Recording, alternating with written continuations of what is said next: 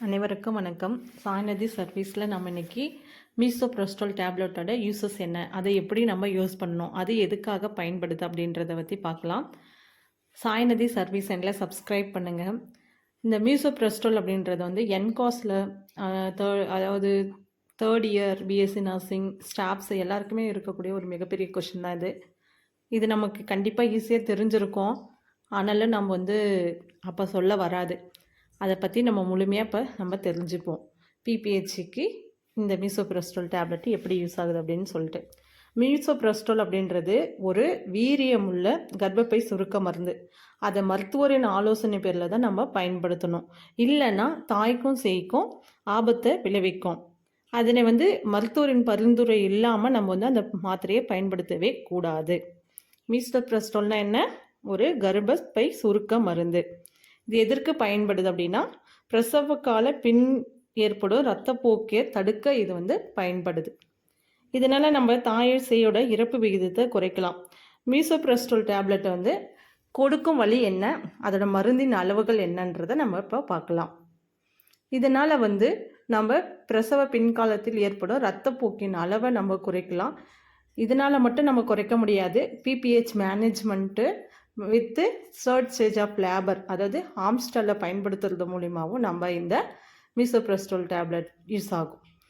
Okay, next will see the மருந்தின் அளவுகள் மற்றும் அதை கொடுக்கும் வழிகள் என்ன அப்படின்றத இந்த இதில் பார்க்கலாம். தடுப்பு முறையாக நம்ம இந்த மீசோப்ரோஸ்டோல் நம்ம 2 ஹவர்ஸுக்குள்ளே மீண்டும் அதை கொடுக்கக்கூடாது.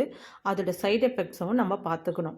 இப்போ வாய் வழியாக நம்ம எவ்வளோ கொடுக்கலாம் அப்படின்னா 200 மில்லிகிராம் வந்து நம்ம வாய் வழியாக இந்த மீசோப்ரோஸ்டோல் டேப்லெட்டை வந்து மருத்துவரின் பரிந்துரையின் பேரில் வந்து நம்ம இவங்களுக்கு கொடுக்கலாம். அடுத்து நாக்கின் அடியில் வந்து எவ்வளோ கொடுக்கலாம் அப்படின்னு சொல்லி பார்த்தீங்கன்னா 600 மில்லிகிராம் நம்ம வந்து நாக்கு கடியில் வந்து நம்ம வச்சு விட்டு மதரை அப்சர்வ் பண்ணிக்கணும். அவங்களுக்கு ஃபீவர் இருக்கா, குளிர் நடுக்க ஏதாச்சும் இருக்கா அப்படின்னு சொல்லிட்டு நம்ம அப்சர்வ் பண்ணிக்கணும். ஆசன வாயில் வந்து 800 to 1000 மில்லிகிராம் வந்து நம்ம கொடுக்கலாம். அப்படி கொடுக்குறக்குள்ள நம்ம மேற் சொன்ன சைடு எஃபெக்ட்ஸ், அதாவது ஃபீவர் குளிர் நடுக்கம் அப்படி இருந்துச்சுன்னா அடுத்து 8 மணி நேரத்துக்கு நம்ம வந்து இம்மாத்திரையை கொடுக்கவே கூடாது.